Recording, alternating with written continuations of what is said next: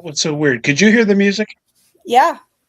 I couldn't hear it, and I was just like, "What's going on?" And I'm scrambling, and okay, as long as everybody else heard, it doesn't matter if I did, but it would like cut in and out, and I'm like, "What the hell's going on?"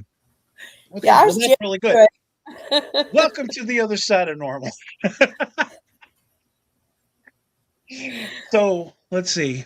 We'll give it a couple of seconds for people to start popping on. Um, but if you would like, just tell me a little bit about your group, about who's in it, about yourself, whatever you would like to talk about. All right. Well, I'm Angie. I am the founder of Twisted Memories Paranormal, and our group is made up of all three amazing, strong women. Got Ash and Angela. They are unfortunately at work tonight, so they're not able to be here with me. Um, we all three started off um, as part of another paranormal team, which is how Ash and I met Angela. We met Angela about a year ago. And a couple months ago, I think it was in May. Yeah, the end of May, the three of us did an investigation together, just the three of us. And we had told Angela, that we were planning on breaking off from our original paranormal team and creating our own team. And, if at any point in time, she wanted to join us, she's more than welcome to. And that took about 5 minutes. You didn't have to twist your arm at all. No, no, So you're the three A's. we are. There's like almost no chance of that happening, right? I mean, Yes, yes. that is funny. I don't think I've ever seen that before. Not that I've seen everything there is to see, but um, it's a very cool coincidence. Yeah. Three A's. So let's see. We got Donna, who is my sister, that's on here. Okay. Anime Hi, is Donna. a very good friend of mine. We worked together for a very long time, Oh, nice. Hi. and whoops, Kelly is one of our followers, and she's actually one of our subscribers. Oh, Anime is also a subscriber. Oh, nice. Welcome back, Kelly, because I think you've been on vacation for a while. So let's talk about the moose in the room.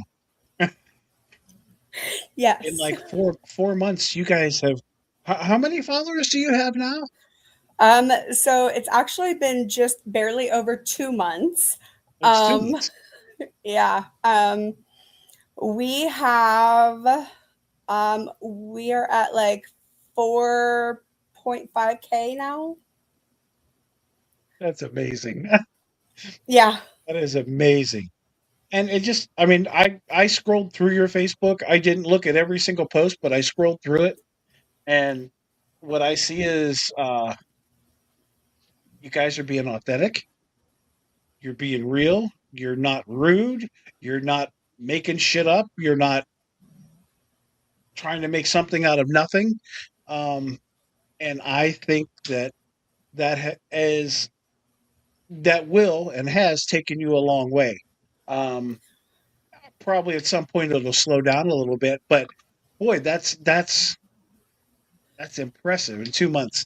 Um, but like I said, I think you guys are doing things the right way, and if you continue to do that, you're just going to continue to grow. Yeah. And as of Sunday morning, we hit our 1,000 follower mark on TikTok. And so I have to explain to people, not that I have to, but I choose to. I've been off work for a little over 3 weeks. I had major shoulder surgery. And so when you're off work for 3 weeks, what else are you going to do except for work on your team's social media? And if you add in, let's see here. Oh, there's Ash. but it's like you know, I don't have to work on their social media as much as I do, but I choose to because I want to develop that follower content because I want people to see who we are, what we're about, and like on Mondays, I like to post on our Facebook page, about a mental health check in. I'm huge into mental health advocacy, and so not everything that we post is about the paranormal or ghost hunting or stuff like that. So, No, I think that's great to show the human side of it rather than just all paranormal. I think it's fine to sprinkle in stuff like that. We do well. We Deborah runs our uh, our Verona Ghost page 95%. She does almost all of it. I throw in little stuff here and there, but she handles that. Um, and she'll give, like, just today she gave a recap. We was just in Gettysburg, so she did a big recap of that with a bunch of pictures. Um, she talks about places we might be going. She might talk about any subject in the paranormal, pareidolia, right? She'll do a post on that, and people will interact. And then we'll share the dumbest meme, and it just goes nuts, right? A little bit of everything, I think, goes a long way. What I don't share is a lot of stuff from our investigations. Um, we do a live on our investigations now, and we might do two or three lives. I'll be on one live, she'll be on another live, whatever. Um, but we do that so that our followers that want to do this and either won't or can't do this get to go with us, and they can see what's going on as we're doing it. And if there's something that I catch that I think is really cool, I'll cut out a little clip of it and play it. But I don't try to share everything that I think we found that is even a little bit questionable. Right? Is it because I haven't found anything I said that is 100% paranormal, and I won't do that unless I am 100% sure. But we share tidbits of things that we find interesting, right? But we don't overshare that stuff, and I think that helps people hang on. We want the followers to be part of it, and that's why we make our lives so much interactive. And people are like, wow, that takes away from your investigation. It doesn't take away from us because their interaction is just as important for us. yep. Um, and much like this podcast isn't for me. This podcast is for people to meet other people, get to know other people. For my followers to see other teams and be like, "That's cool. I want to follow them too." It's about building a community. Whether you're a follower, you're another team, you're a place that holds these events, whatever you are, it's to build a community and to share, and that's what I think is important. And I just think that by doing things in a certain way will just bring you followers. And I think that's exactly what you're doing. You guys are doing things the right way. So if anybody is out there and they're giving you all the hassle about uh where'd you get all these followers and blah blah blah, don't even give them your energy. Just let them roll because they're going to be like that no matter what. They're jealous, they're miserable, they're whatever. But just let it roll off your backs and keep doing what you're doing because you're doing things the right way. Well, thank you. I know that even though the other two aren't here, I can definitely speak on behalf of the entire team. We do appreciate that. Well, I think, again, building a community, and we always try to get like-minded people to come with us, and those are who we want as our friends. So Donna wants to know general area. Where are you located? So, Donna, we are located out of Topeka, Kansas. So, for, not everybody knows Kansas very well. So, we're kind of the northeast or north central, east central, I don't know.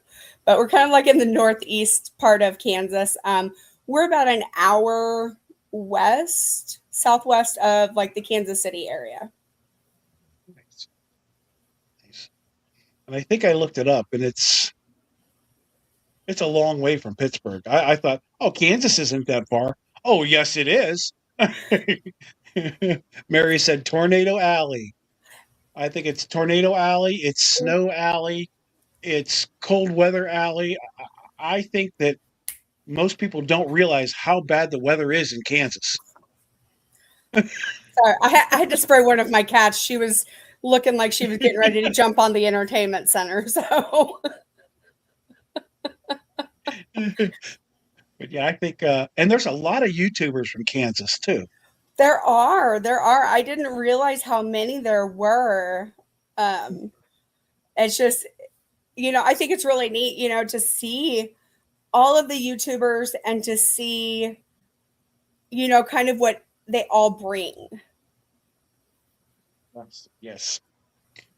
Look at this. We're getting some good questions already. So Deborah's got a good one for you. What is your favorite way to investigate a location? Meaning, do you assign different roles? Do you each have a do you each have a unique way of doing things? So for us, it really depends on the location that we're at. Each one of us, we kind of have a favorite piece of equipment. Um, and so we will generally split, but not too far away from each other, because safety in numbers is always a very big thing. Um, and so, but we'll be far enough away to where we're not interfering with each other. Um, and so, but like Ash, I'm absolutely amazed by her because she is amazing with the dowsing rods, and that is not something I've ever been able to pick up. Um, Whereas Angela and I, Estes is something that we are both very good at. And so, we kind of, we'll decide like when we get to the location, okay, let's do here together as a team to kind of see what we're getting, what we're feeling. And then sometimes we go, okay, you know what? I'm going to go over here, you go over there. And sometimes we will have fun with it and we will draw, like we'll put the rooms into a piece of, into a little bucket along with a piece of equipment into another little bucket. Okay, so Angela's going to the basement with the dead bell. Cool. You know what? And because sometimes we like to change it up and have fun. I love that idea. I'm going to steal that too. Absolutely. You got to keep your team on their toes, and it keeps me on my toes too. I love that. I love that idea. I'm writing notes. That's really cool. I love that idea and how you do things. And I guess we do kind of walk through the building and see what the building tells us as far as where should we should go and what we should do, and then we just kind of roll with it from like right there. But we don't do anything fun like that. So next time we do, well, actually, we're going to. I think Moundsville is our next Moundsville Penitentiary in West Virginia. We're going with a bunch of other groups. I may bring that up. I Absolutely. I think it's mean, a great like I idea. said, it's fun. It kind of it changes the way that things are done a little bit for the team or teams that are there. Yes. Oh yeah. I love to mix it up. I think that's great. Oops. What's going on now? Oh my gosh. Well, Deborah wants to know what got you into the paranormal. There it goes. Whew. Okay. So for me personally, um, I've been involved and interested in the paranormal since I was probably 7 or 8 years old. Um, my grandparents raised me, and um, I've been playing the piano. Well, I don't anymore, but I started playing the piano when I was about 6 years old. And um, I was in the living room with my grandmother, and my piano kind of played just like a couple little keys all on its own. And I looked at my grandmother and I'm like, and then my grandmother explained to me in a way that a child would understand. Um, that it was probably my great or her great grandmother, her grandmother. And Wow, so from then, we I just I kept my mind open and continued to kind of follow that. that's pretty cool. And I know that Ash and Angela both have had experiences from the time they were children as well. So they're all kind of called to it, right? I mean, Yeah. and I think that's how most people get into it. There's a reason behind it. Something when you're young just triggers it, and you're like, I had things happen when I was young, and I never ever imagined I would be doing this, and now like here I am, and I'm like, that's so weird. I've done so many other things, and still end up, I don't know. It just it'll keep calling you until you show up, right? I mean, Yep. And now my grandson is showing interest, and I'm like, hey, you know what? I'm okay with that. And, yeah, my daughter's okay with it. And so, yeah, keep it going for sure. Deborah is the question queen. Do you like to walk into an investigation blindly, or do you like to know the history or just surface history of a location? so our team is very, very big on knowing the history of a location as much as we possibly can. Um, for us, this allows us to kind of know the direction um, of any trigger objects to bring to the location, any pertinent questions to ask, um, along those lines. And so we personally love to know the history as much as possible. So Deborah usually does a deep dive into anything that we're going to if we don't already know. Um, and I tell you what I do, and it's sometimes it works really good, sometimes it's just okay.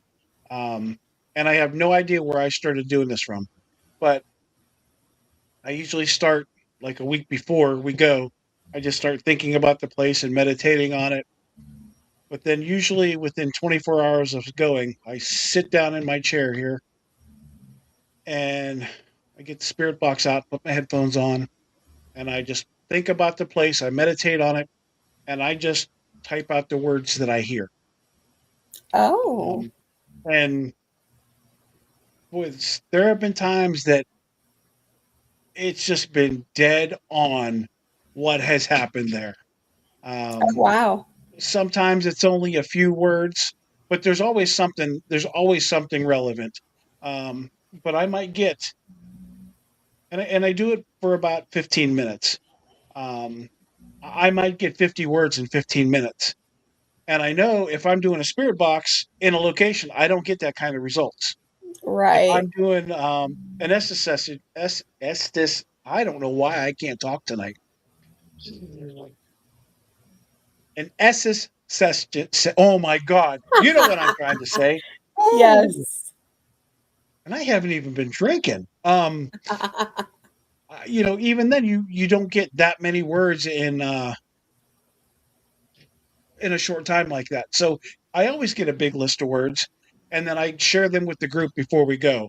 Here are the words, and we just did that this weekend, and I have not gone back to look at my words to see how many of them make sense. But it's just something that I do, and it kind of I feel helps even me out, and I'm ready for whatever we're going to face, and I think it's pretty cool.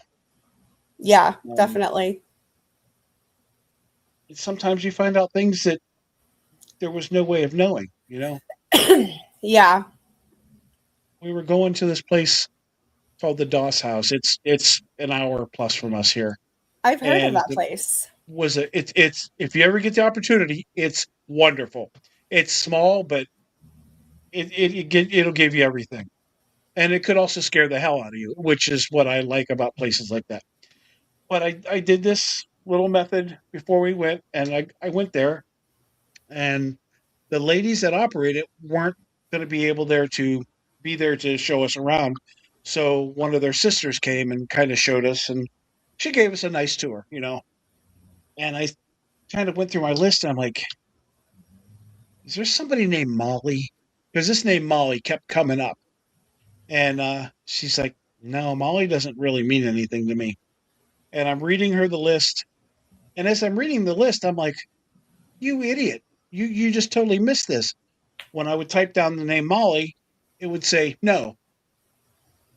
And then I'd hear it again. I type down, that's not my name. And later on, it would come out and I type it down again. And it'd be like, you're not listening to me. And then finally at the end, I typed down Molly again and it says no, hot, heavy, hard. And then the name again. And I typed Molly again. And then it was like, that's it, I'm done. Well, when I get there, the one lady's name, her mom's name is Holly. And it told me Oh, no, hot, heavy, hard. Holly, you idiot. And you hear what you hear, right? And it was probably just my brain because if you hear something, you think, "Oh, that's what I heard," and you don't really. But it was really cool, and now we're really good friends with those ladies. But it's just something that I do that, and it really makes sense. And this lady was telling me, "You're an idiot. You're not listening to me," and I didn't listen. All right, Deborah says, "I like that because I am big on knowing what's coming down the pike when I go to an investigation. Lots of folks don't like to know the history, but I personally do." yeah. And I think people that are more psychics or mediums, they want the opportunity to find out what they can find out without having that contaminated. And I totally get that. Um, I've got a little bit of mediumship going on here, but I'm so early in this. I'm learning a lot, and that's why Mary says, "Look at you opening yourself up now." um, it's a work in progress, but it's really it's really fun. So Deborah will look some up stuff, and sometimes I'll ask her about it, and sometimes I won't. And but right now we're going to a lot of places that we've been to multiple times. Oh, has anything ever scared you to the point of leaving a location? Not to the point of leaving a location. Um, so our teams, like, I want to call it like our home location. It's the location that I'm at least once a month. Um, and actually, our team was just there this past weekend. It's the 1858 Garnett House Hotel here in Garnett, Kansas, which is about an hour and 15 minutes, hour and a half away from us. Um, my very first visit there was Black Friday. And since then, I've been there literally a dozen times. How many times have you been there with Ashley? Um, Sorry, other Ashley oh, from with Penn. Penn, um, I would say probably 9 of those. Yeah, I know that's her favorite spot.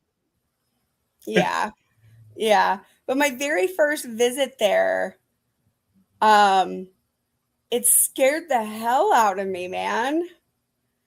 It truly did. And but yet here I am. I go back all the time. I love it. And the spirits are definitely familiar with us now.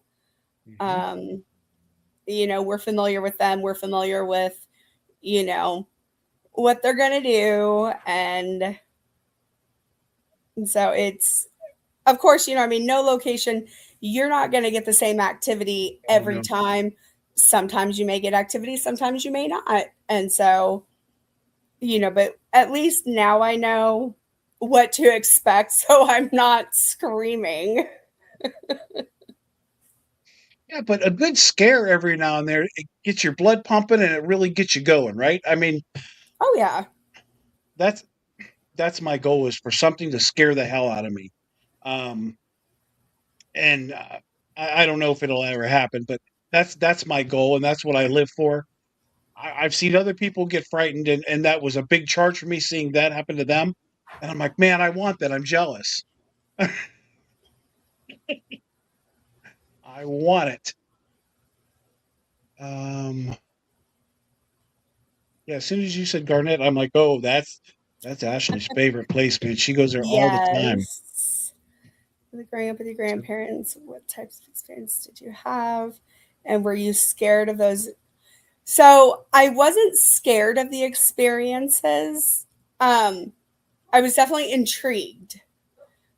My grandmother, uh, so I didn't know this, but my grandmother and then my great grandmother, and I imagine probably on down the line, we are all very sensitive and we are all empaths. And so my nana really taught me kind of how to harness that and, how to not be afraid of what was going on, and so of course, she would explain things to me, because I would always ask her, I'm like, okay, well, this happened, so what does that mean? And so she would explain it to me. And so That's really cool. So I wish I had somebody to explain stuff to me like that at that point. yeah, I mean, I'd Otherwise, say I you just definitely find it out on benefited your own. from it. Yeah, I think that's a huge help because there's so much unexplained and unknown about this stuff. Any heads up you have in the beginning stages will help you. I believe that wholeheartedly. Yeah. It's like this morning, this lamp that's right here to the right of me. Hmm. I had just gotten up. I'm sitting here watching TV, and all of a sudden, the lamp came on. And I was like, and it was before Ash left to go to work. She was in the kitchen, and because I stopped mid sentence, and she's like, What's wrong? And I was like, the lamp. And she poked her head into the living room. She's like, did you get up and turn that on? I was like, no. I was like, I'm not functional enough to do that. And she's like, well, alrighty then. So I have all these dolls back here. They're all haunted dolls. They all have cat balls with them.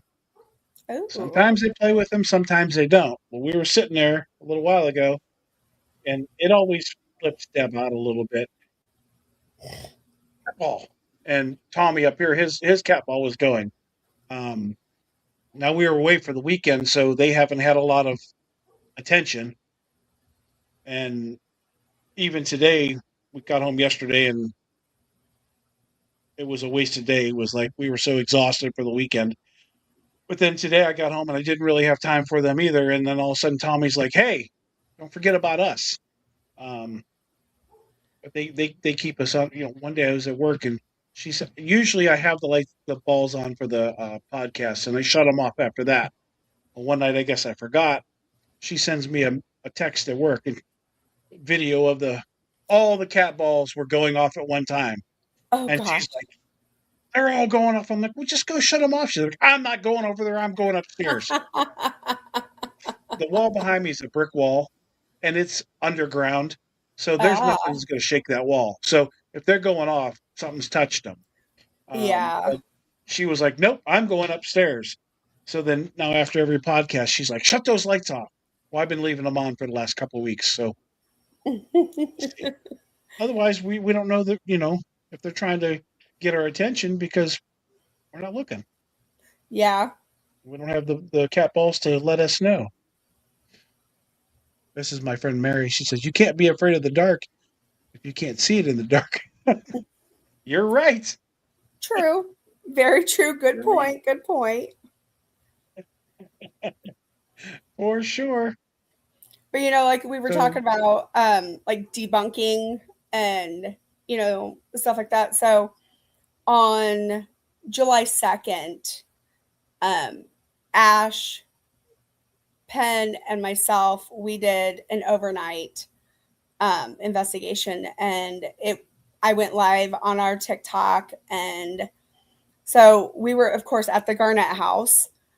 Well, So we've never had a situation where our electronics get affected.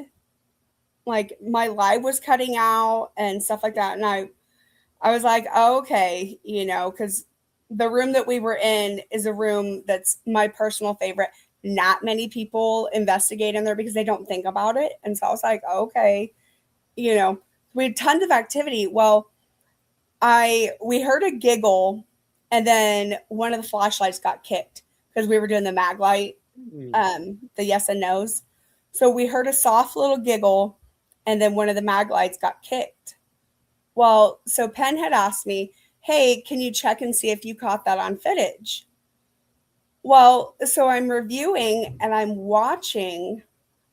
Well, to so what happened was during that time when the giggle happened and the flashlight got kicked, the video it does the only way to explain it is like a reversed negative. Oh, Yeah. So I I haven't posted it yet because I wanted to have somebody who has tech knowledge and, I wanted to get more eyes on it. yeah. And so it, my friend took a look at it. He does technological stuff or technology stuff for a living. He's been doing it for years. And he's like, well, it could be this. He's like, but he goes, it's really hard to know. He said, because of all of the activity that you guys were having and how your electronics were being affected. Okay. And so he's like, I can't honestly debunk it. And so I'm going to go ahead and post it, because I wanted to, I wanted to have the opportunity to try to debunk it. Absolutely. And that's the kind of stuff that you have to share. I mean, it's just, and somebody's going to come on and say, "Oh, this is AI, or this is Photoshop, or you did this, or you did that." Somebody's going to say that. Don't even give them your energy. Just let them roll and be like, "Okay, whatever you say." Um, Yep. because it's just it to me. It's not. I'm not that I'm telling you that that's what I would do. Right? I don't Right. even give them my energy because it's not worth it. People just want to fight out there, and again, I told you I don't share everything. It's got to be Right. something cool, really cool off like that for me to share because there's just so many people are just going to be so fast saying, "Oh, it's fake, it's this, it's that." No, it's not. I'm not going to share it if it's garbage. And Right. when you do share something like that, I think it's really cool. So I'll be looking for that as well. I think that's cool. I think that I think some people overshare. Yeah, See, most definitely. this is a long one. That technology glitching is a bitch. It happened to me and another girl this weekend trying to take photos. At some point during one evening, I was outside taking photos, and no matter how hard I tried after taking two photos, I couldn't get any more. There's no rhyme or reason why my phone wouldn't take another photo. Either even after shutting the phone down and restarting, the same thing happened to her at another point in the evening. Yes. And sometimes they don't want you to take the picture.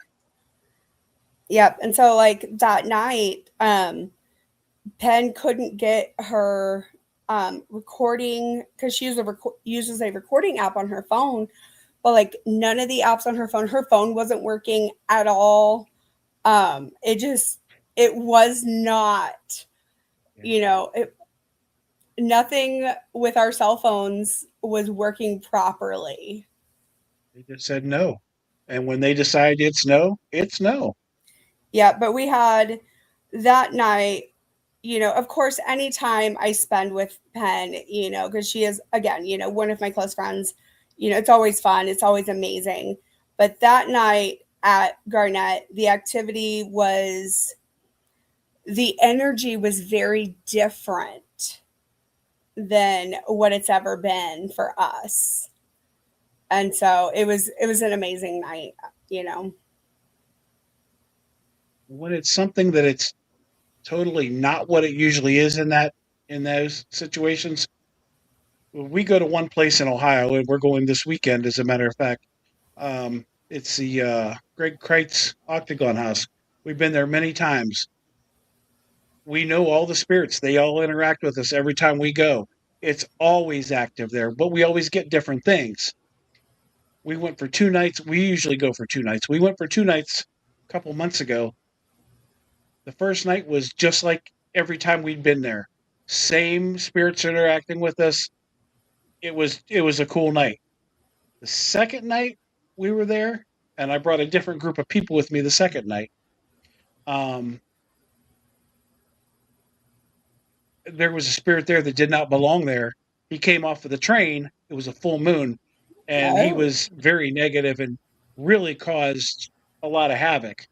And it just goes to show that one thing changes and it can change your entire investigation.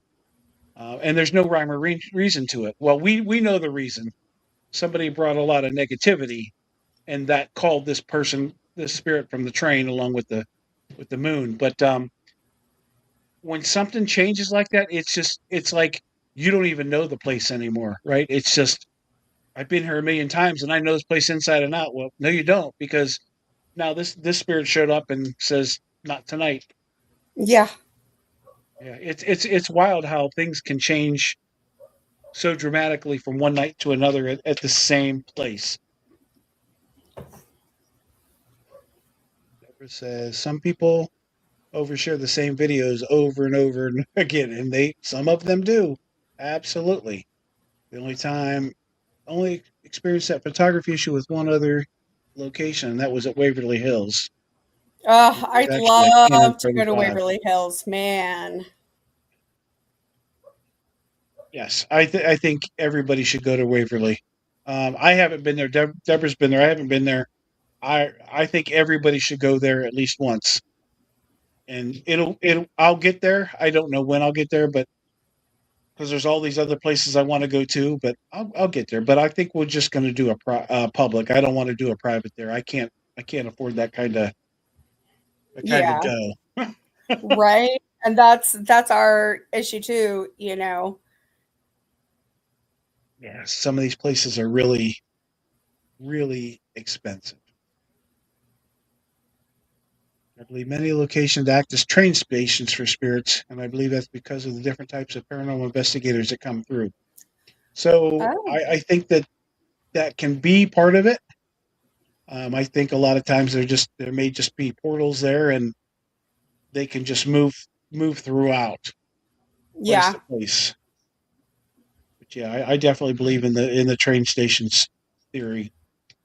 Yeah, I mean, that makes a You lot of sense. have you been to the Bel Air House yet in Ohio? No, so our team, really the only places out of the You state guys of are only Kansas. 2 months, right? Duh. Well, we with us being part of our former team, you know, we did quite a bit. We've been to Malvern Manor in Iowa. Yes. Favorite location. We're actually going back in May. We'll be doing a collab with another team in May. We've gone to the Haunted Aurora Brothel down Yeah. in Aurora, Missouri. We're actually going to be there twice. We'll be there in August and then again in October.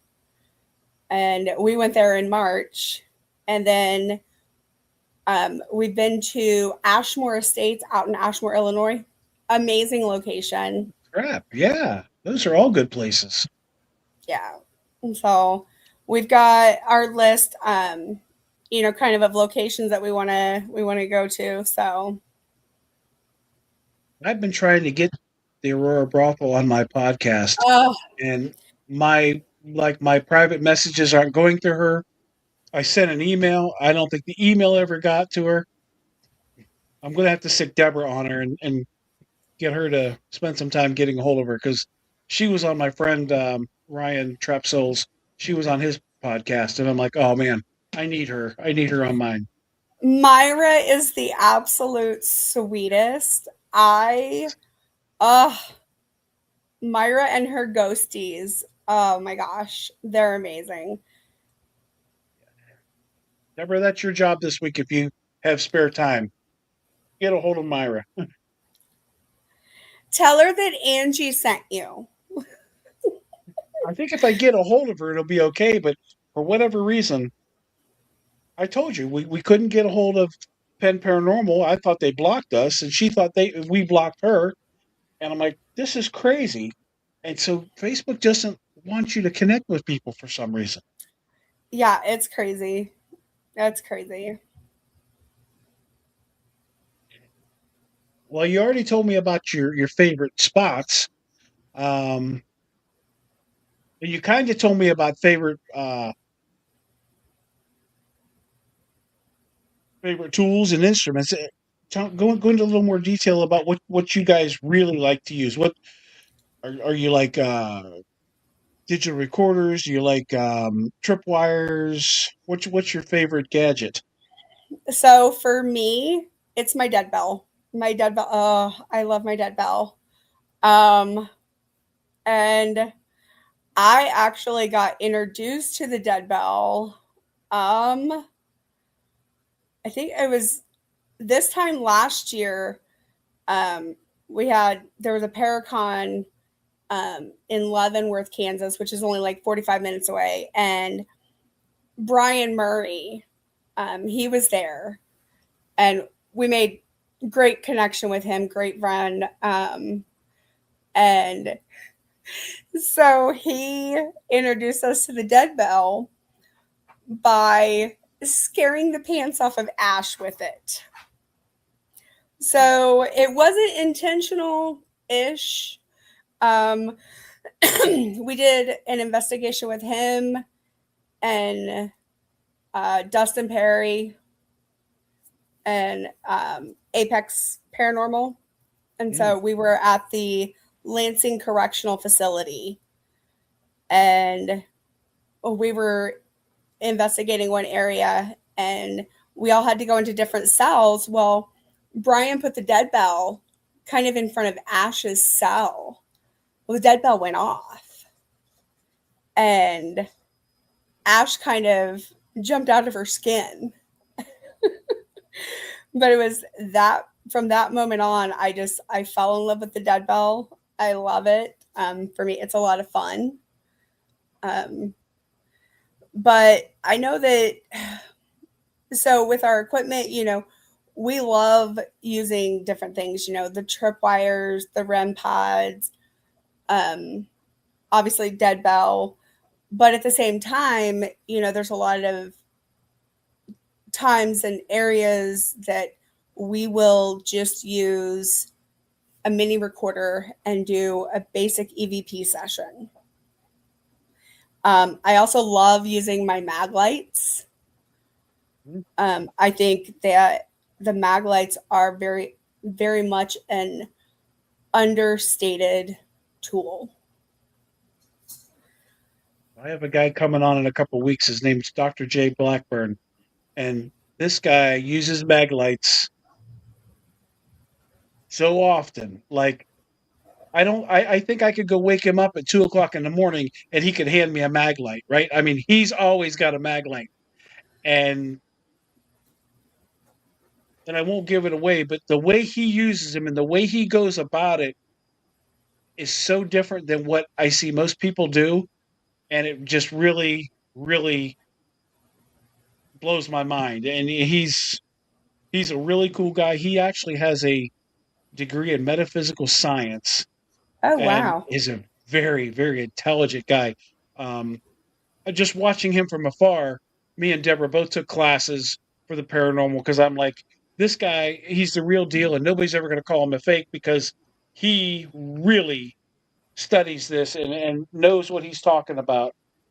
And so we kind of jumped onto that. And when I met him, I'm like, dude, you know that you're kind of like my mentor. And he's like, huh?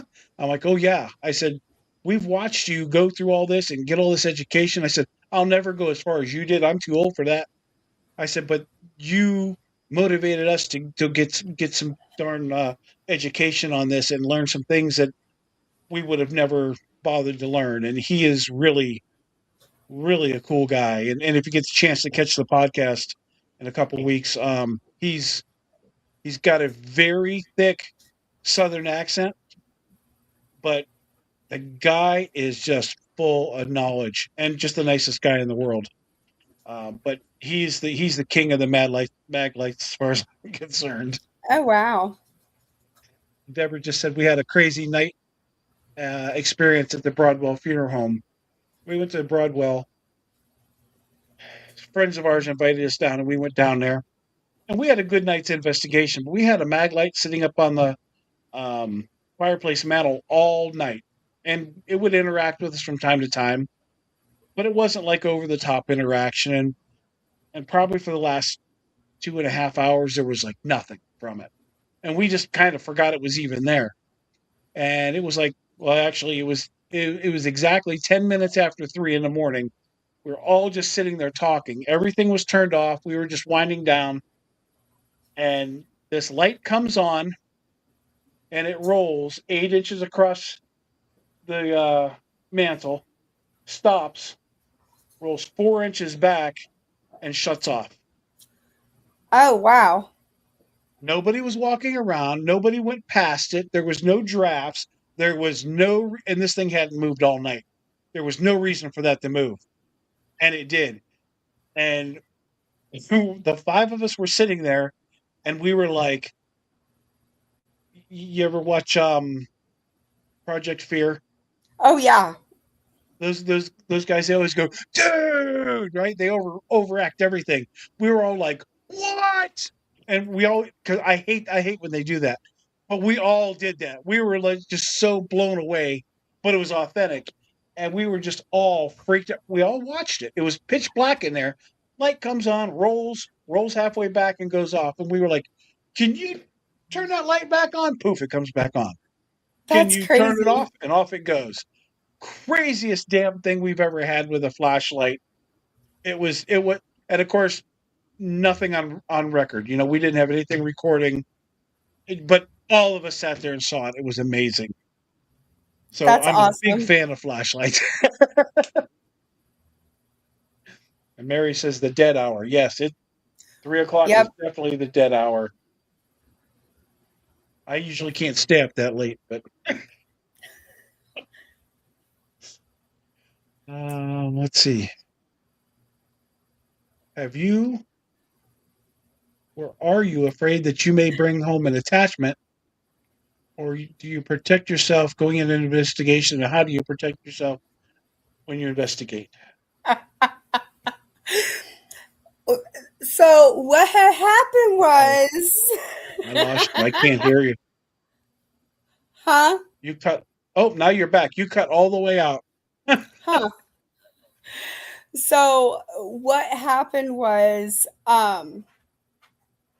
it was from, of course, the night of July 2nd. Um, Ash and I come back, and the next day I'm hanging out here in my recliner. Ash is up here. We're just kind of talking about the night.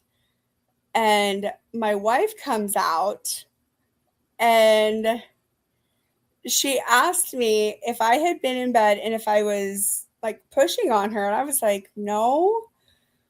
Well, I guess she felt something kind of like go up her leg, like just like her calf, like roll lightly like that. And then she felt something kind of push her a little bit, and then push her again a little bit harder to get her attention, I guess. And she can't. And when she was asking, I was like, "No, babe, I haven't even been in the bed because I've been sleeping in my recliner because of my shoulder surgery." And so she's like, "Well, you brought one of your little friends home from Garnett." I was like, "Oh no." So of course I go in there, and I'm like, "Look, you are not allowed to touch anybody in this house. As a matter of fact, this is not your house. This is my house. You need to leave now." Ever since then, no problem. I'm usually really, really good about that. I when I leave a location, I go through all of the rooms and I tell all of the spirits, "Bye, guys." Now Garnett, it's "Bye, guys. I'll see you in a couple weeks," because I will. Um, and I give them their little pep talk, all right, I'll see you in a couple weeks. At any other location, it's, you know, thank you for interacting. We appreciate you being here with us, but you got to stay here. You can't go home with us. And that's kind of that. But July 2nd, I didn't tell them goodbye. And so I think that's why one of them hitched a ride home with me. Opportunity presented itself, right? Yeah, yeah.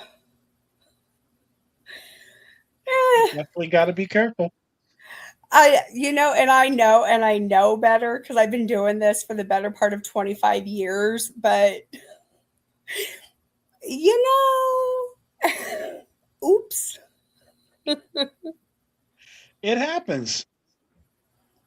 It does. It does. I'm just thankful that it was somebody just being honorary and not somebody trying, doing actual harm. Oh no, they saw an opportunity and said, "Oh, we're going to get her."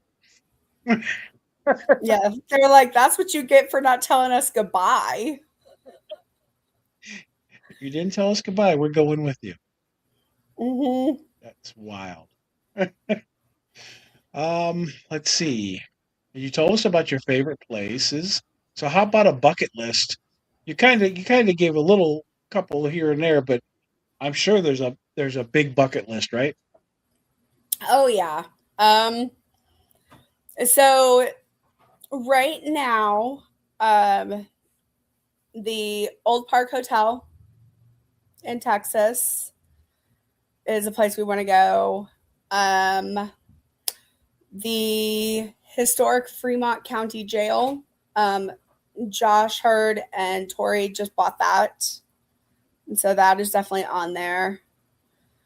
Um, of course, Waverly, Penhurst. Um, for us, it's a lot of the hospitals and sanatoriums. Those are really locations that the three of us are drawn to because there's so much history and just realistically so much bad stuff that happened, but those are definitely places that we'd like to go. You want to go to Penhurst, you better get on it. So ironically enough, I actually Boo Crew, I was actually one of the winners. Oh, nice. So I will be investigating Penhurst during Paracon next year. That's awesome. We were just there two 2 weeks ago, 3 weeks ago. It was amazing. It really was. It was amazing. Some of our friends set it up and they're like, "You want to go?" We're like, "Yes." Um, and it did not disappoint. I mean, I had I had rocks thrown at me in the basement of one of the buildings.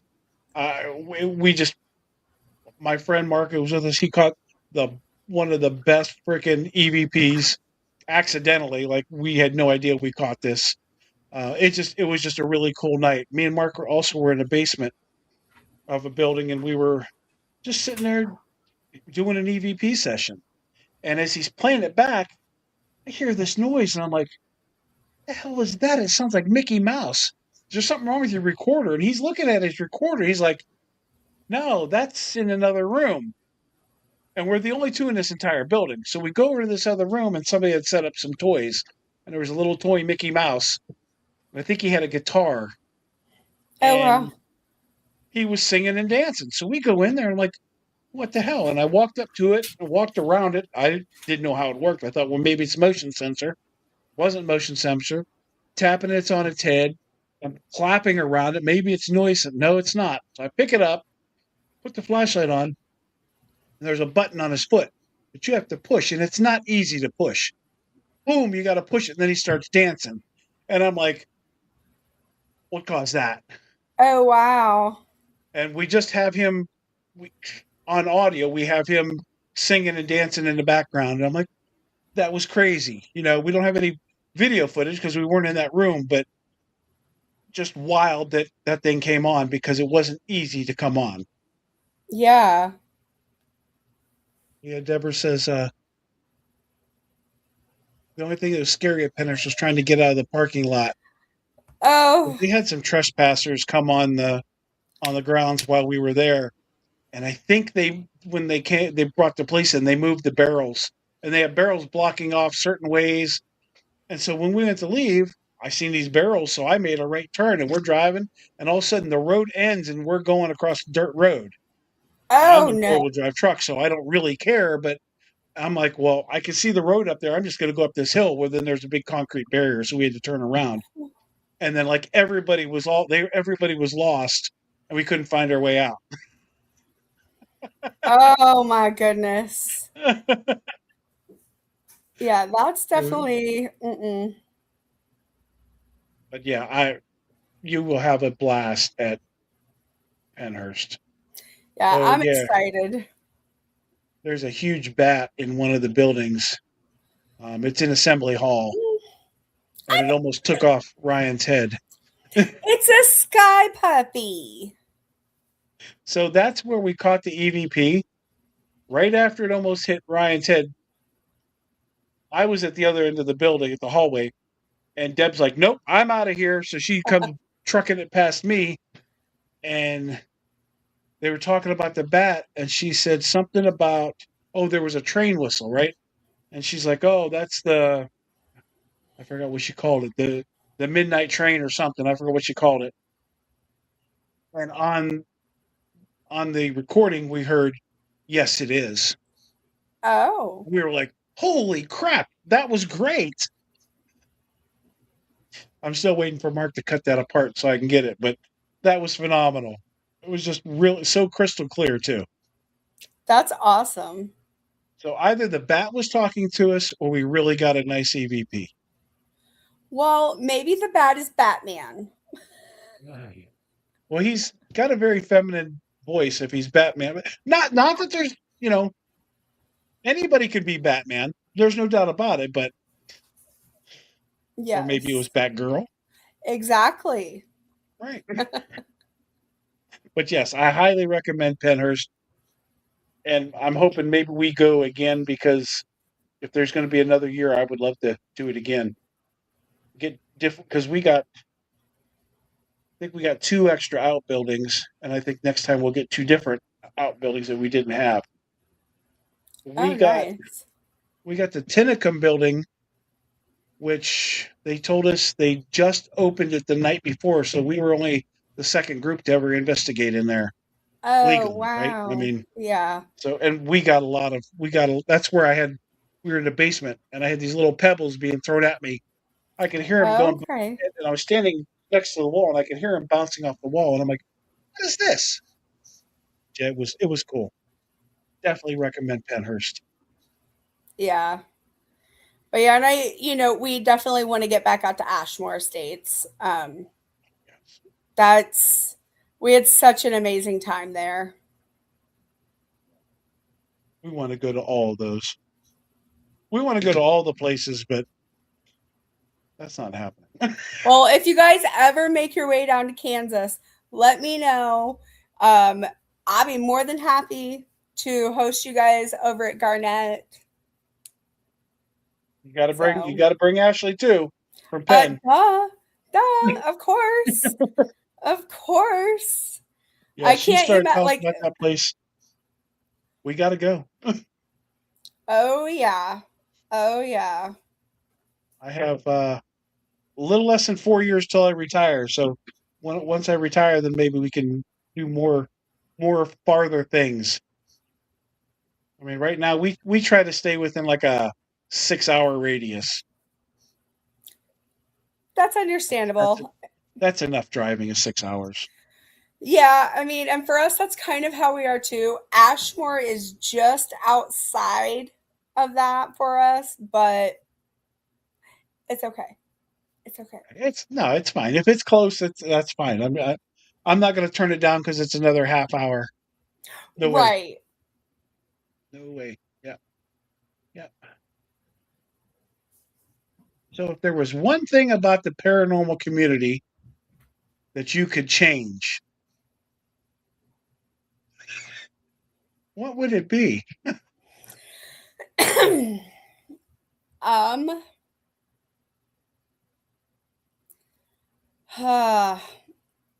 I would have to say that people who, you know, they people who gain their popularity, you know, that they don't forget where they came from. They don't forget that Yes. at once upon a time Great. they started at the bottom. That is a great answer. Yep.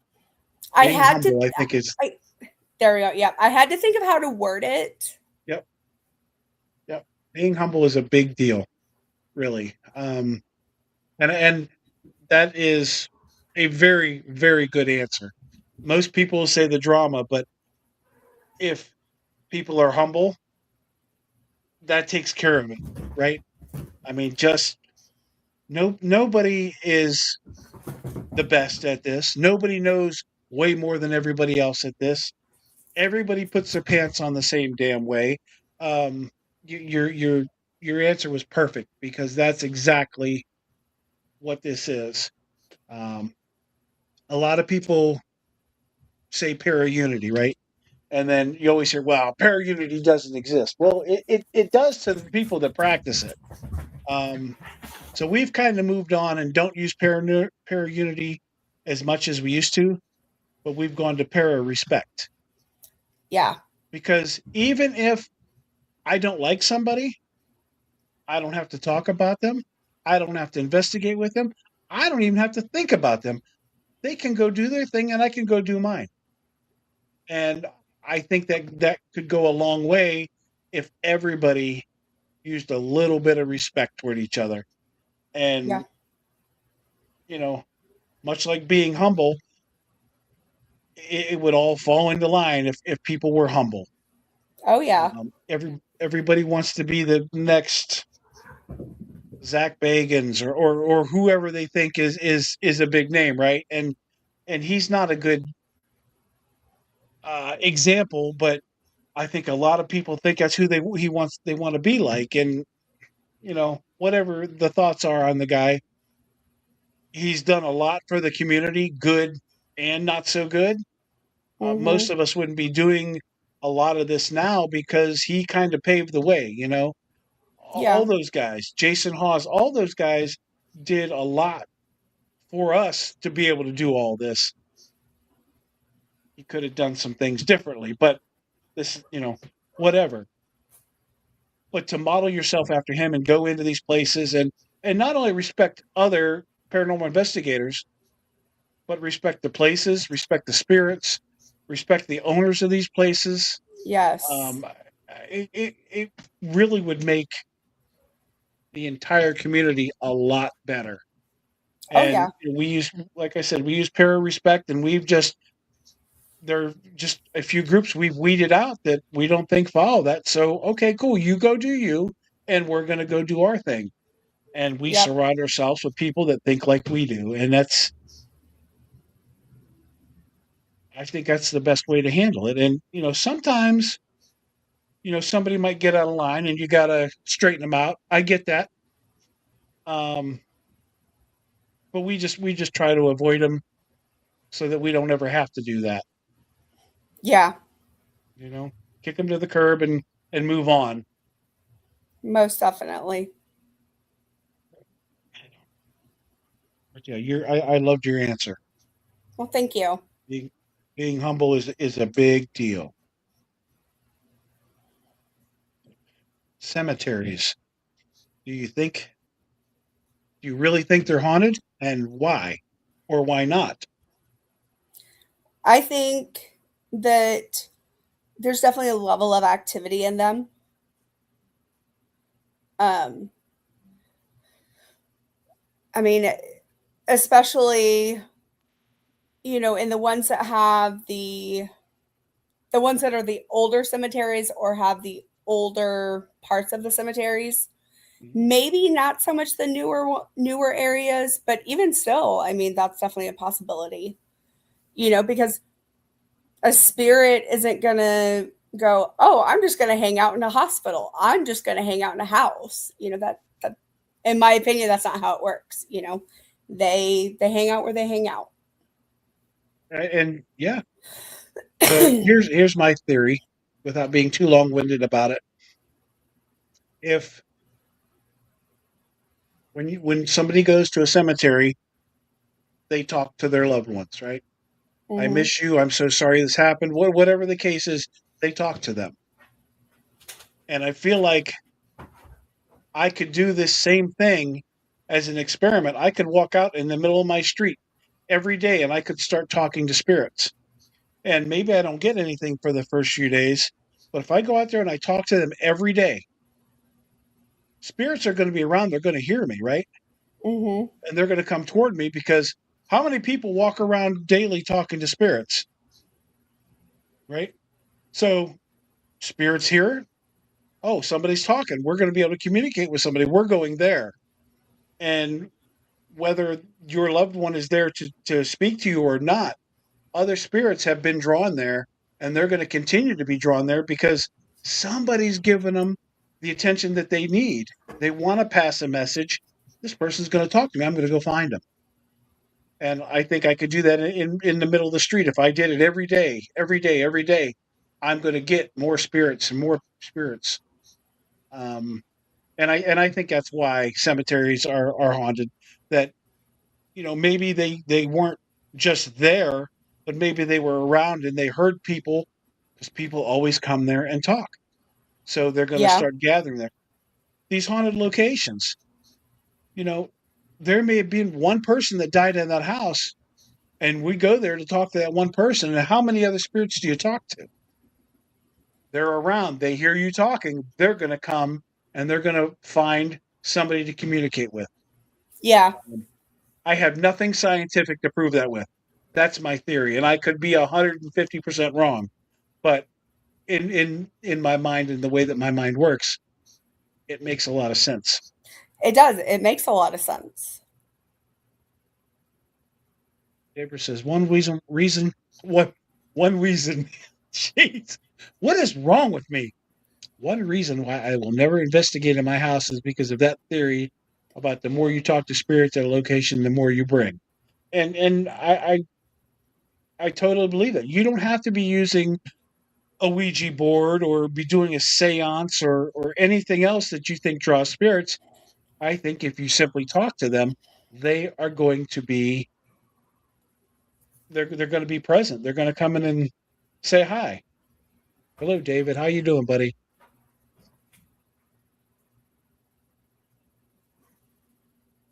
Oh, she's stealing my thunder. Oh. If you could go abroad and investigate, what country would you go to, and where would you investigate? Um, She's the question queen. I would go to probably Australia, and I would, well, probably Ireland actually. Mm, It's just because there's so many locations in Ireland. yeah, there are a lot in Ireland. Now, when I I was younger, I went to Europe, and we went to Neuschwanstein, which I don't know if you know where that is, what that is. So it is the castle in Germany that Walt Disney based Cinderella's castle after. oh, I I would do know that love, then. I would absolutely love to be able to investigate that one. Pretty cool. That is pretty cool. Well, we already touched on the flashlights, David, and yes, we're both big fans of the flashlights. But he wants to know what we think about cat balls and REM pods. So I love my cat balls. I actually I created my own little version of a Boo Bear. Um, I have a weighted plushie. She's a leopard. We named her Lucy, and she's got a little collar with cat balls on it. And so she's a good trigger object. Um, and so cat balls, I like them. I think you just have to be very cautious with where you place them because of their sensitivity. REM pods, I love my REM pod. My REM pod went missing from Garnet over the weekend. The spirits probably decided to take it and hide it because they're like, oh, yeah, yeah, we'll see you in a couple weeks. So we're going to hide it from you. And so, but I love my REM pod. Oh shoot. Yeah. Cat balls, you do. You have to be very careful where you place them. But I think that they're just like anything else, they have a place. Um, and with all equipment, I think that if you get answers in more than one device, then it's plausible. If Yeah. it's only one device, I have big doubts about it. But like we put out multiple pieces, and if they interact with good example this weekend, there was this little cabinet on the side of a fireplace that would just the door would just make a weird sound every once in a while. So I'm like, okay. So I put a REM pod in there, and then I put the Mel meter in there. Actually, I put my dead bell isn't like most people's dead bell. There's no trigger on it. So if the bell rings, something has touched it. But the base of it is a REM pod. It's got lights and it's got the REM pod noises and all that stuff. So I put that in there on one shelf, and then I put the Mel meter as a REM pod on another shelf. And the temperature would go off on the Mel meter. Then the REM pod would go off above it. Then the REM pod on the Mel meter would go off. I mean, it was crazy to hear this go off, and then it would stop and wouldn't go on for hours again. And I'd be like, "Where's our little friend in the cupboard? Can you come back?" And all of a sudden, boom, they start going off again. Um, Oh, wow. so when you use equipment in tandem, I think they're really good pieces to help you discern whether you've got something real or not. Oh, yeah. Piece by itself, maybe, but probably not. But yeah, I mean, I think any of these devices, if you can use it in conjunction with something else, and you get activity on them both, absolutely. Yeah. The XLS camera, a lot of people don't like that, but I tell you, I had an XLS camera in somebody's phone app recording in the same spot, and they were picking up the exact same thing at the same time, and I'm like, tell me apps don't always work. They were getting the exact same movements, and then um, the freaking REM pods going off there too, and like, wow, that's pretty significant, I think. Yeah. And that XLS or the SLS on the phone app was the Ghost Tube one. I was going to ask if it was the ghost tube one. It's the Ghost Tube one, and I think all their stuff is there's a lot of margin for error in that, but we've proven that it works. So and the other app we like is Necrophonic. It's like Yep. a spirit box. It's we always get good stuff with that. What's your feelings on haunted dolls, especially the one behind Nacho's head? So my one of my best friends, she is another paranormal investigator. Jocelyn? And she no, Oh, MT Paranormal. okay, yep. Yep, she has haunted dolls, and um, you know, I mean, I'm not afraid of them. It's not my thing. So, but I've been on video chat with her when stuff's been happening, and I'm like, Kenna, get your dolls in check, girl. One of Ashley's teammates, Yeah, Joss. Jocelyn, right? She Yeah. has tons of them. Oh yeah, yeah. I'm friends with Jocelyn as well, so She she's has got a tons. bunch of them. Oh, I don't know if I can get it in the frame, Jennifer, but it's called Barn Cured Oh, by yeah. I don't know who makes it. Oh, is that her whiskey? No, she always asks me about my cigars. Oh, okay. Every time she's on, she's like, "Cigar check." Oh, this is distributed by Alliance Cigar Company, but this was just one. It was in a bulk pack of different ones, and I bought it, and I was like, "Okay, let's try it." Not bad, not bad at all. Not bad at all. Nice. Yeah, there's all kinds of goofy names for these cigars. If Deb goes out, she picks them by what the band looks like. She's like, "Oh, I like that band." So, oh, okay, cool. Yeah. I'll try them. What the hell? I'll try them. We've had a lot of good questions tonight. Yeah. I think we wore Deb out. Looks like she ran out of questions. I think it's better to investigate during the daytime or at nighttime. I've heard both are good. What are your feelings? Great Um, question, David. wow. That one is really good. So we have investigated both during the day and at night. I think I think probably for, almost the fear factor, the unknown, nighttime is a lot better because you're able to go lights out. You're not able to see really what's around you. And so for that reason, I like nighttime. But at the same time, some locations, you know, I've gotten more activity at during the day. So, I mean, for me, it's both.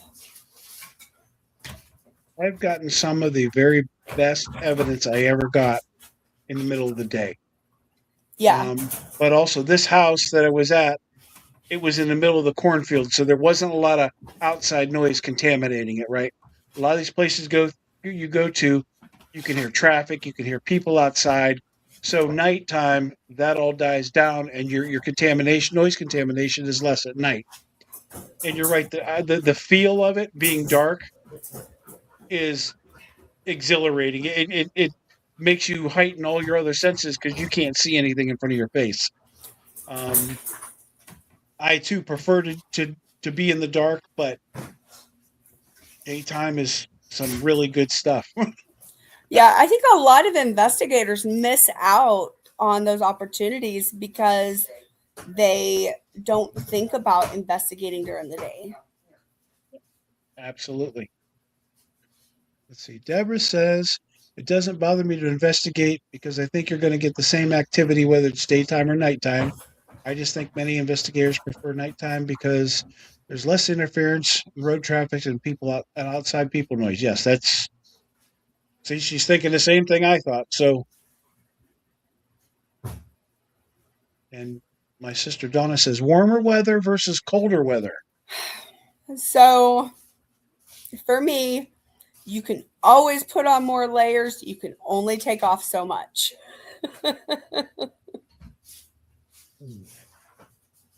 Is there a point that it's too cold? I mean, so we're the ones that have the heated coats, the fleece lined sweats, the heated socks, the heated gloves, we've got it all. And so, you know, like I mean, we've dealt with some pretty frigid temperatures Mm. during investigations. And do you think the spirits are more active in the cold or the heat? Um, I don't think it matters. I've been told by many people they believe that they are more active in the cold. Um, I don't know the reason why. I have not found. Well, first of all, I don't like the cold. We were just at Madison Seminary in December, I believe it was, and it was like 19 degrees outside. Wind chill factor, it was probably like 10. Inside this big brick building, it was probably 12 degrees. And I we investigated for about 45 minutes, and then I sat in the warm room the rest of the night. I'm like, nope, I'm done. I'm Yeah. also a person that will wear shorts most of the winter. I don't care about that, but I don't want to be that cold. So, but friends of mine tell me that they're always more active in the cold, and I'm like, I'm just going to miss out because hell with that. Yeah. I Yeah, mean, like like, I'll bundle up, you know, but if it's to the point where I am absolutely miserable, no. But I'm also like that with the heat. Like it's I too hot. Yeah, yeah. yeah, it can definitely be too hot. No doubt about that. Jennifer says that they've gotten great activity during the day. Yeah, the EVPs. Yeah, we actually the place I was talking about, the Octagon House. Tommy and I, the guy that runs it, we were the only two in the house. And he went down to go outside to have a smoke break, and it was raining a little bit that day. And I'm in this room, and I've got two cat balls set up on the windowsill, one on the left, one on the right. You turn that cat ball on the left for me, it comes on. And you do the one on the right now, and it comes on. You do the one on the right again, and I play with these cat balls for a half an hour, and they're just doing whatever I say they can do. So I like yelled out, "My Tommy, come up here! All right, I'll be up in a minute." He comes up. We play with the cat balls for another 10 minutes. He's like, "That was really cool." I'm like, "Yeah." Then it just stopped, like it always does. Like we're done. So we're standing there. We're up on the second floor, and in the middle of this house is a spiral staircase that goes down to the first floor. And we're standing there talking. All of a sudden, we heard this sound, and I'm like, "What was that?" He's like, "It sounded like somebody shuffling on the floor." Again, this house is in the middle of a cornfield, and there's nobody around but us. And I said, "You know what it really sounded like? It sounded like a straw broom on the floor, on a wood floor." He's like, "It did." We were having a birthday party for Tommy's brother there that night. His brother had passed away a couple years ago. We were having a party for him there. Tommy leans over the banister, looks down to the bottom. He says, "Who's down there? Are you cleaning up for the party tonight?" Clear as a bell. With our ears, we hear, "It's me. Yeah." Oh There's wow. nobody in this house. This was 4 o'clock in the afternoon. We just looked at each other like, we don't have a camera running. Ah, But it was amazing. It was absolutely amazing. that's Yeah, awesome. daytime, you can get a lot. David says, to me, a haunted location is haunted location. Doesn't matter what time it is. You're right. Yep. Absolutely. Spirits don't care. And to my knowledge, spirits don't really sleep, so Yeah. they don't care what time you come to talk to them. Absolutely. David said he investigates better with flip flops. Okay. So for me, I Yeah. I investigate better in my slippers. I have a pair of slippers that are indoor outdoor ones. They have a hard bottom to them, like a hard sole, and I I investigate better in those. I think it's all about being comfortable, right? Yes. Oh my God. Because usually when we get to a location, changing out my shoes is one of the very first things I will do. Let's see. Do you think spirits deliberately mess with you when the cameras aren't rolling? Yes. Yes, at least I know the spirits at the Garnett house. They don't like to be on camera. Hmm. So it's like you can sit there and have your cameras going and you might get a couple things, but as soon as you turn off those cameras is when you're going to get your activity. And yeah. Do you ask permission to film them before you start? Oh, I've never thought about doing that. So usually when I go in, if it's a smaller location, I'll do a walkthrough by myself. I introduce myself. I thank them for allowing me into their house. I tell them I'm just there to talk to them, to learn their story. And would they mind me recording them with a camera or audio?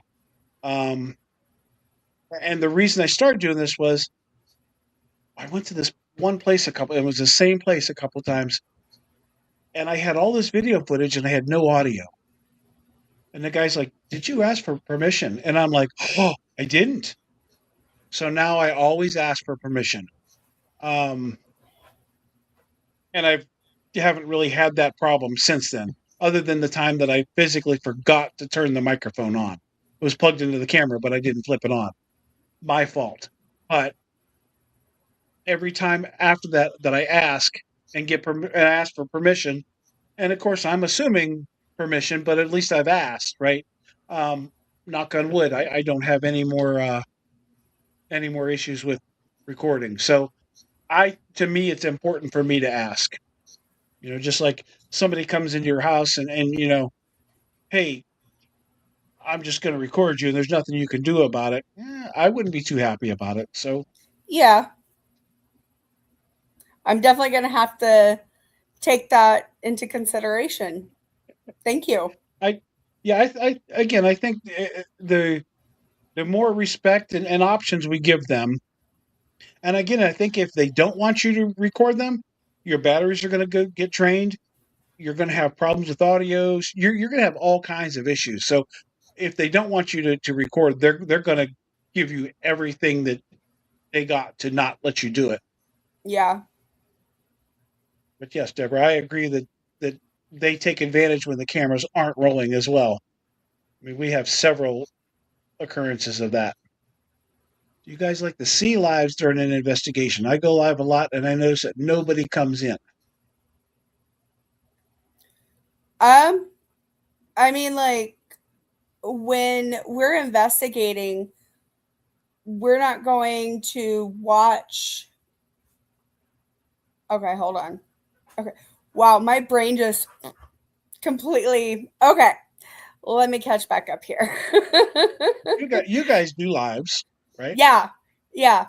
Um, and yeah, I personally I love watching when teams and investigators go live while they're investigating. I love it, especially when it's a location that I've never been to. Because it gives me that opportunity to kind of see that location and also to see that team's investigation style and see how they interact with each other, how they treat a location, and just stuff like that. Because maybe that's going to be a team that we want to reach out to see about maybe doing a collab with. And David, I think I would echo that, but I think that we do it because um I told Angie this before we started that we do it for the people that can't go on investigations or that don't want to go on investigations but are still interested to let them see what's going on. But if I'm watching a live of another team, it's almost like doing a collab with them because you can see how they do things and you can learn things from that. So maybe timing might be off for you a little bit. I don't know. I don't know. We probably get anywhere from 2 to 25 people on our lives. Um, Yeah, but those are the people we're doing it for. We're not, you know, I'm not doing it for any other reason than to show somebody what it is, and if they want to see it, it's cool. Um, but I think it's interesting, and if I'm usually in bed by like 7:30, 8 o'clock because I get up at 3:30 in the morning to go to work. So I don't catch a lot of lives, but if I'm up and I catch a live, I usually watch some of it because I think it's a good way to get an understanding of what somebody else is doing. Oh yeah. Deborah said the same issue. What is wrong with my buttons here?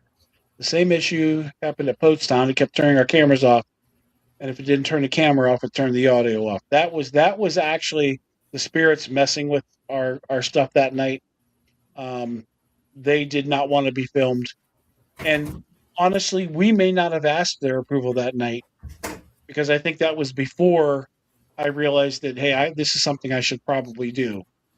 Um, but it was definitely a night that we had issues. Hey Porter, how are you tonight? And what are your thoughts on Hey. using a 35 millimeter cameras during investigations? So Porter is actually part of the team that Ash, Angela, and I were previously on. That's awesome. Porter's great.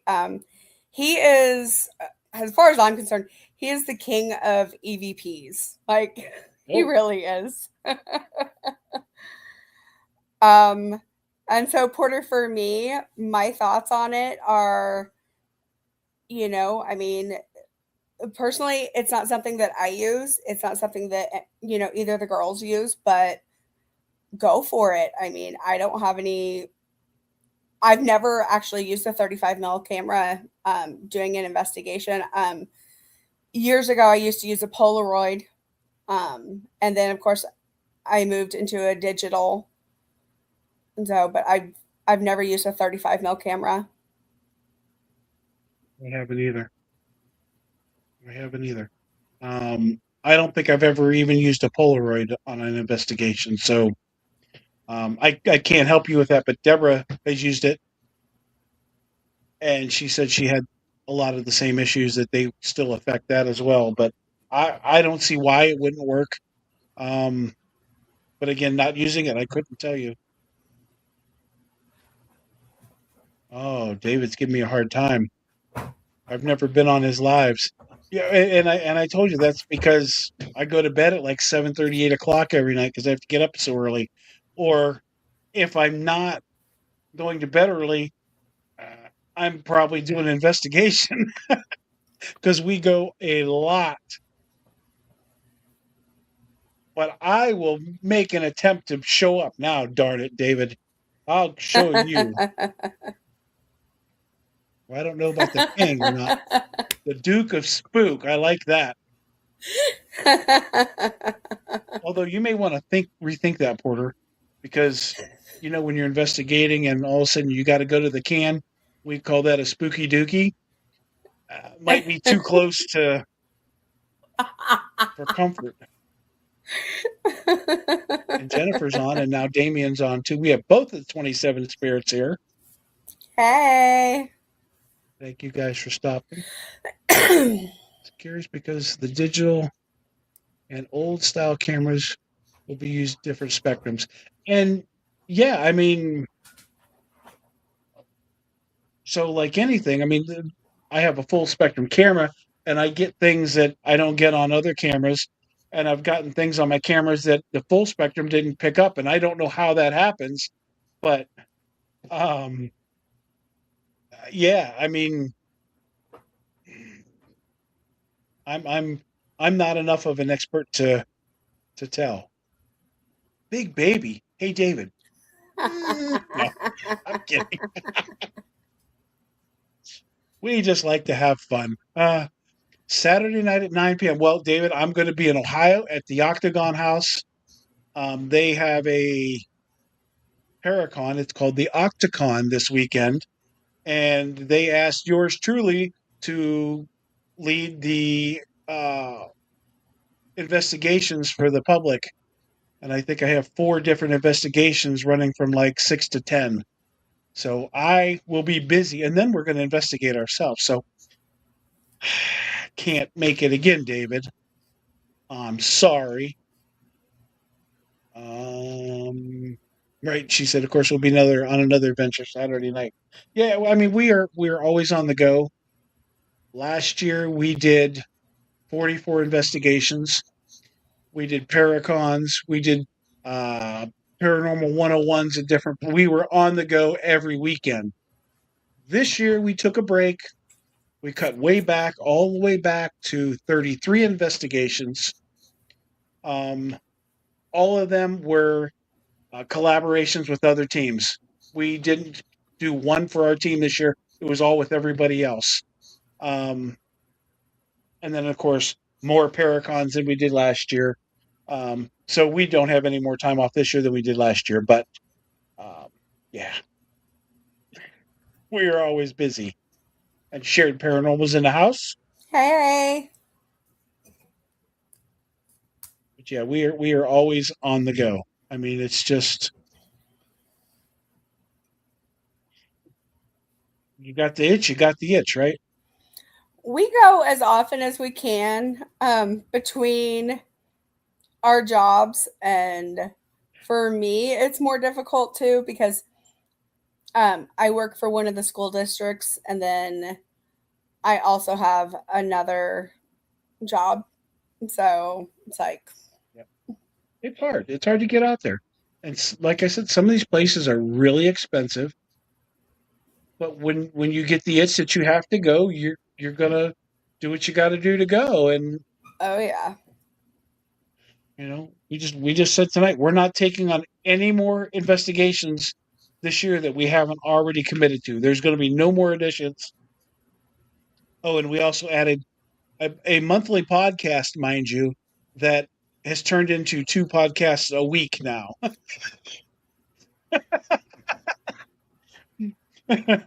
So, yeah, how much time do you have to? Oh my gosh, I was off. I took last week off from the podcast and didn't schedule anything. I'm like, I just need a break from it. And Deb's like, "There's no podcast this week." I'm like, "I know." She's like, "Oh, we can't have that." And she puts up these bulletins everywhere.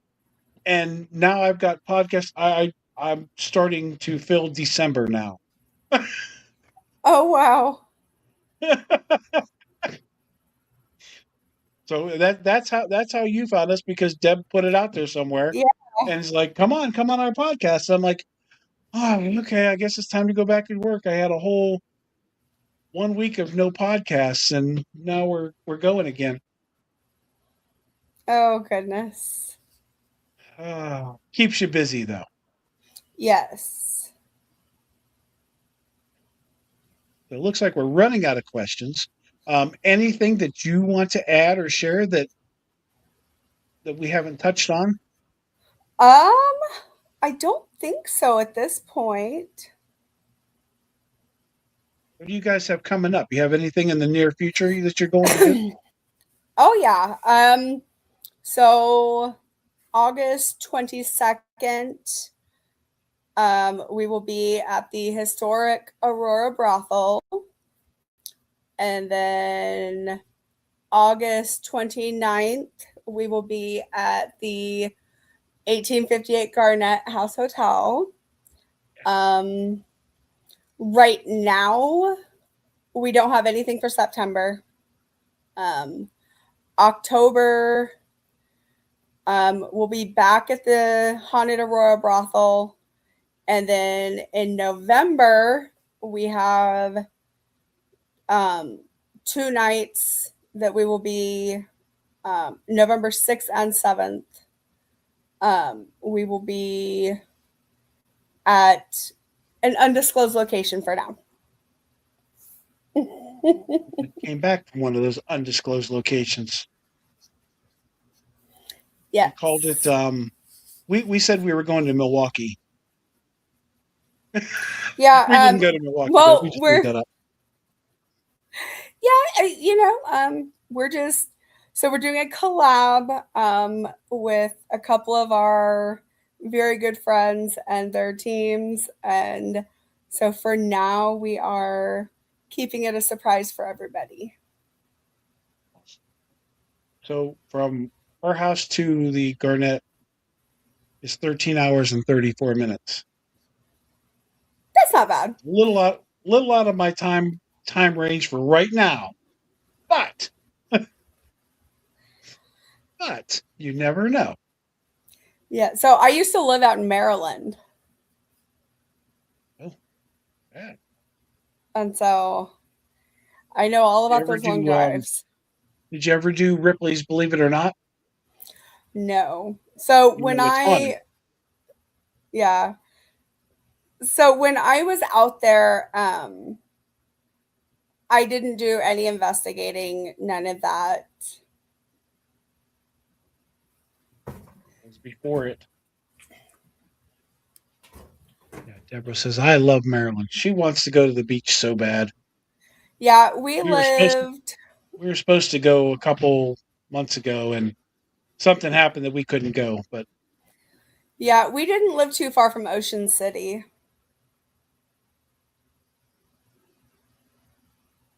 September 11th and 12th, join us at the Henry Bungalow overlooking Lake Superior, free area investigations.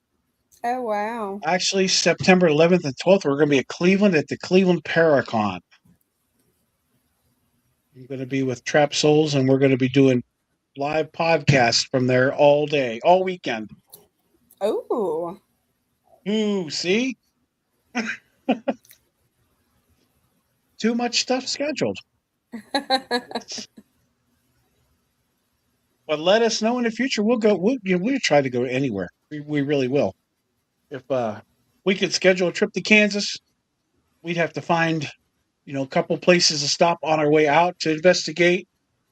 Just make it a week of it or whatever. Yep. Break it up into 6 hour drives. Oh yeah. That's what we're looking at for next year when we go out to Penhurst for the Paracon and the investigation. So yeah. Well, if you guys are coming out this way, let us know and we'll see what we can find. I would recommend the Doss House. It's just an hour outside Pittsburgh on your way, so that's a good one to definitely go to. And Heck there yeah. are more. There are definitely more in the area. So if you want some ideas of places to go, hit us up. I'll be glad to help, and I'll put you in contact with the right person as well. Oh, perfect. Well, we didn't do too bad tonight. An hour 43 minutes. Yeah. David said he just added your group. He's following you now. Oh, thank you. David, David is an awesome guy. He was on the podcast a couple months ago, and he'll be back again. Nice. Well, David, I will definitely follow back. That is, I do my best to follow back, and I also do my best to respond to people who comment and stuff. I try to be as interactive as I can be. So, And that's why you guys are so successful. It really is, because if you interact with people, they're going to say, "Hey, these people are good. They interact with you. They post good content."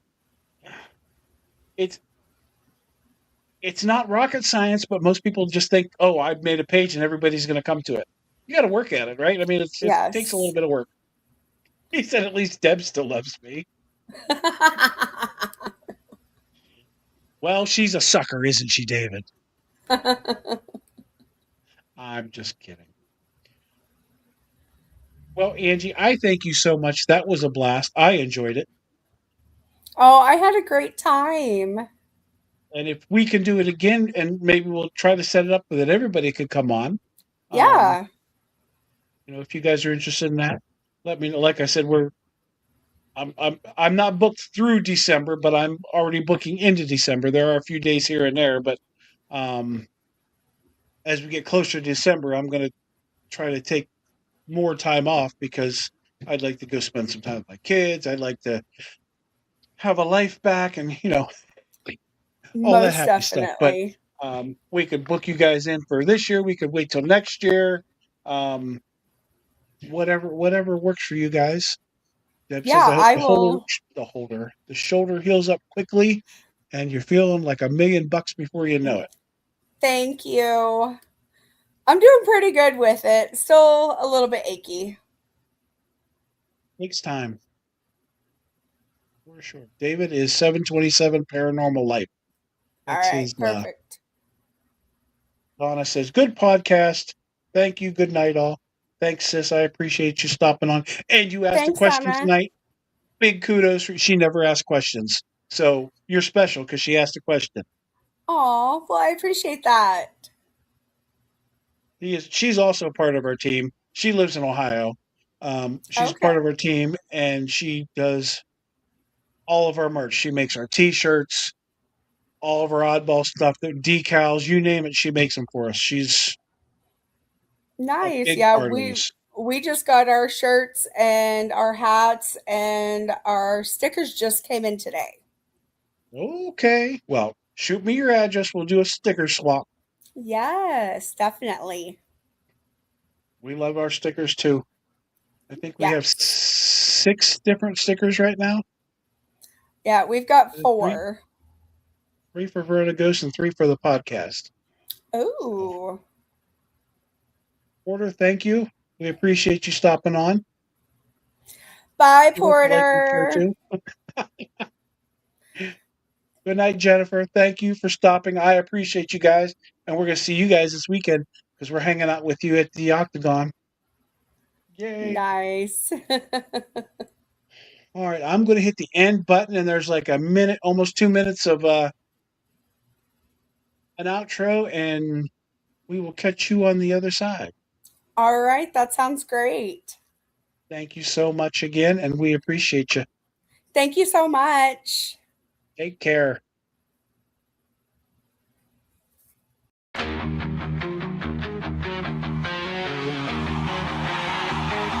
You're not alone.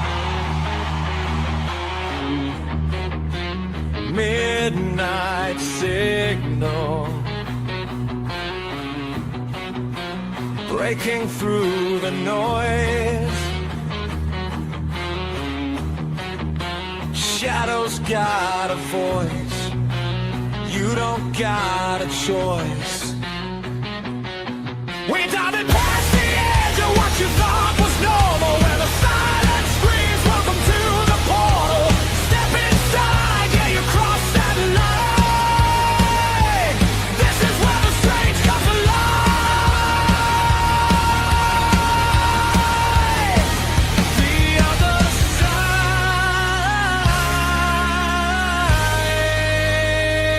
side of a normal. The other side